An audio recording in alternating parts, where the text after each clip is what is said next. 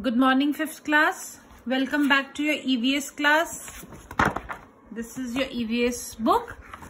Do you remember what did we learn in our last class about our family, about the family tree? I gave you this homework to make a family tree, right? But I have not received it from everyone. I have received only few. Few are still awaited. Okay? Everyone has to send it. Everyone has to send their family tree to me. So in the family tree, we learned how we are connected to our parents, our grandparents, our great-grandparents and others. Okay. Then we also learned about migration. What is the meaning of migration? When I told you that people move from one place to another, due to any reason they are separating from their family, like for their job, for their college, for their studies, that is known as migration. And the people who shift from one place to another are known as migrants. Okay, now we have to start from here.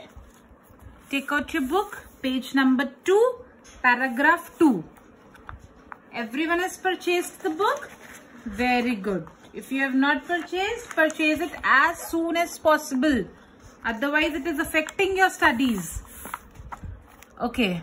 Now, in villages, farming and rearing cattle are the only sources of income. देखो, अगर आप गाँव गए होगे, तो आपने देखा होगा कि गाँव में क्या होता है?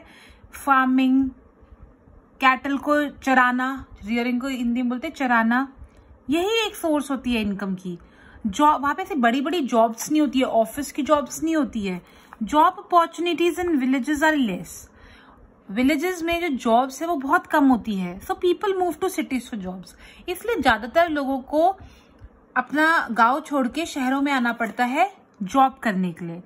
Some people in towns and cities move to other countries. कई बार तो लोग जो सिटीज में रहते हैं, जैसे हम लोग शहरों में रहते हैं, तो अगर उन्हें बाहर के देश से, जैसे हम इंडिया में रहते हैं, हमारी कंट्री कौन सी? India.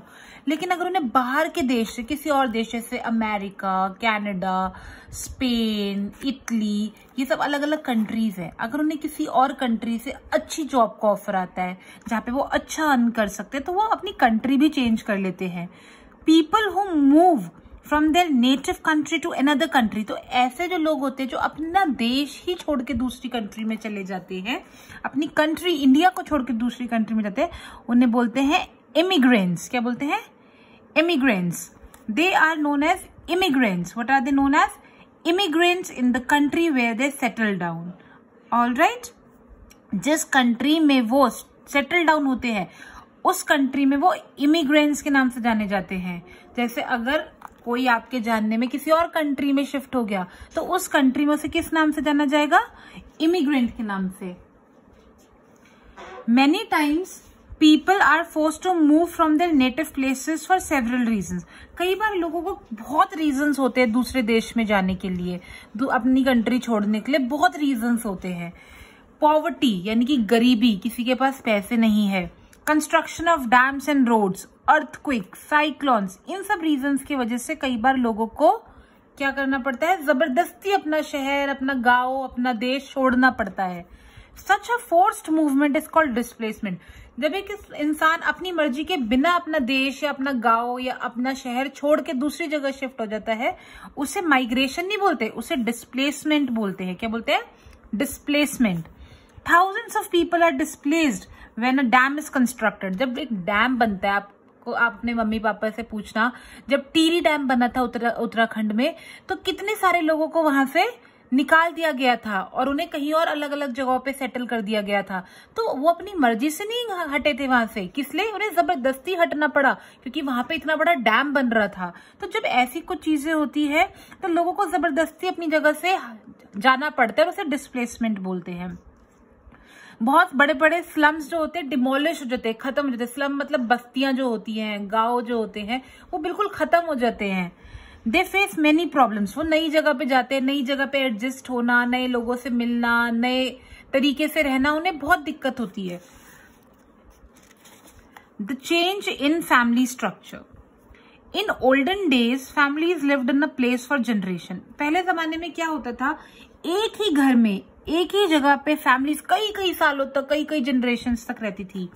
People lived in joint family, सब मिलजुल के एक परिवार में रहते थे। Only men went out to work, पहले सिर्फ मेन बाहर जाते थे काम करने के लिए, विमेन नहीं जाती थी। अब तो जैसे मम्मा भी काम करती है, पापा भी काम करते हैं, दीदी भी काम करती है, लेकिन पहले क्या होता था, सिर्फ पापा, चाचा, भैया सिर्फ यही काम करते थे।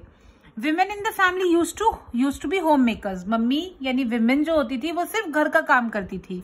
Big families are rare nowadays, लेकिन अब क्या है, बिग फैमिलीज ज्यादा देखने को नहीं मिलती, सब अपना अलग अलग रहते हैं, अलग अलग छोटी फैमिलीज में रहते हैं। Time has changed, even women go out to work and earn money. अब हम देखते हैं कि विमेन भी काम करने जाती है बाहर, जैसे मैं भी एक विमेन हूँ, आपकी मम्मा भी एक वुमेन है, आपकी स्कूल में जो टीचर्स है वो भी विमेन है, तो ये सब बाहर आते हैं काम करने के लिए। Main help them in doing house hold work. More over आजकल तो लॉकडाउन है, आप देख रहे होंगे आपके पापा भी घर का काम करते होंगे, भैया भी घर का काम करते होंगे, तो मेन भी घर का काम करते हैं अब। Some members of families move to other places for work. कई बार कुछ फैमिली के कुछ मेंबर्स को किसी और सिटी से अच्छी जॉब का ऑफर आता है, तो वो दूसरी सिटी में शिफ्ट हो जाते हैं जॉब के लिए। इस वजह से फैमिली क्या होती चली जाती है, बड़ी फैमिली छोटी छोटी छोटी होती चली जाती है। अ स्मॉल फैमिली, जो छोटी फैमिली होती है जिसमें सिर्फ मम्मी पापा और बच्चे रहते हैं, उस फैमिली को हम बोलते हैं न्यूक्लियर फैमिली। क्या कहते हैं, न्यूक्लियर फैमिली। देखो, न्यूक्लियर फैमिली में रहने के अपने फायदे भी है और नुकसान भी है। क्या फायदे है और क्या नुकसान है, ये आप अपने मम्मी पापा से डिस्कस करना कि मम्मा हम किस तरह की फैमिली में रहते हैं, हम न्यूक्लियर फैमिली में है या ज्वाइंट फैमिली में है, और अगर हम न्यूक्लियर फैमिली में है तो इसमें अच्छी बातें क्या है और उसमें बुरी बातें क्या है। Okay, and then when you will come to school, ma'am will ask you कि आप कैसी फैमिली में रहते हो और आपको वहां पे क्या अच्छा लगता है और क्या बुरा लगता है। न्यूक्लियर फैमिली में रहने के क्या अच्छी बातें हैं या क्या बुरी बातें हैं। Alright class, today you will do activity 1 and activity 2 on page number 3. I will discuss it with you and then you will do it yourself. Immigrants or nomads are people who arrive to live in a new country. मैंने आपको क्या बताया था, जो नई country में shift हो जाते हैं उन्हें क्या बोलते हैं, immigrants. In villages there are lesser or greater job opportunities than in cities. villages में जो नौकरियां हैं, जॉब्स है, वो ज्यादा होती है या कम होती है, कम होती है ना, so less. The movement from one place to another, एक जगह से दूसरी जगह के मूवमेंट को क्या कहते हैं, माइग्रेशन या flight, we call it migration. The life style in nuclear family in joint family, अगर हम न्यूक्लियर फैमिली में रहते हैं या हम ज्वाइंट फैमिली में रहते हैं तो हमारी लाइफ जो होती है वो एक जैसी ही रहती है दोनों केस में, या अलग अलग हो जाती है, अलग अलग हो जाती है दोनों केस में, डिफरेंट। स्टेट ट्रू और false.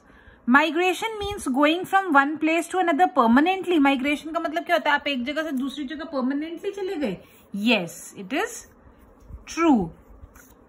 Transfer means a change of job. Transfer का क्या मतलब होता है कि हमारी जॉब चेंज हो गई है, यानी जॉब की जगह चेंज हो गई है। बेसिकली ट्रांसफर का मतलब जॉब चेंज नहीं होता, ट्रांसफर का मतलब होता है कि आपकी जॉब करने की जगह चेंज हो गई है। अगर आप पहले किसी और जगह पे काम कर रहे थे, अब आप किसी और जगह पे काम करोगे, तो चेंज ऑफ जॉब नहीं, change of job place. Flood makes people homeless. अगर बाढ़ आ जाती है, अर्थक्वेक आ जाता है, तो क्या हो जाता है, लोगों के घर टूट जाते हैं, लोग बेघर हो जाते हैं, तो फ्लड से पीपल क्या हो जाते हैं, homeless. This is true. People may go to another country for higher education. क्या लोग दूसरी कंट्री में ज्यादा पढ़ने के लिए जा सकते हैं, बिल्कुल, काफी लोग दूसरी कंट्रीज में जाते हैं ज्यादा पढ़ने के लिए, अच्छी पढ़ाई लेने के लिए, अच्छी पढ़ाई करने के लिए। अगर कोई पढ़ाई उनकी अपनी कंट्री में अच्छी नहीं, दूसरी कंट्री में ज्यादा अच्छी है, तो वहां चले जाएंगे। So this is true. Alright class, now you will read the chapter, you will read the recap of the chapter. This is the recap of the chapter and you will do this in your notebook yourself. I will share the picture if you don't have books and you will share it with me. Alright class, take care. Thank you.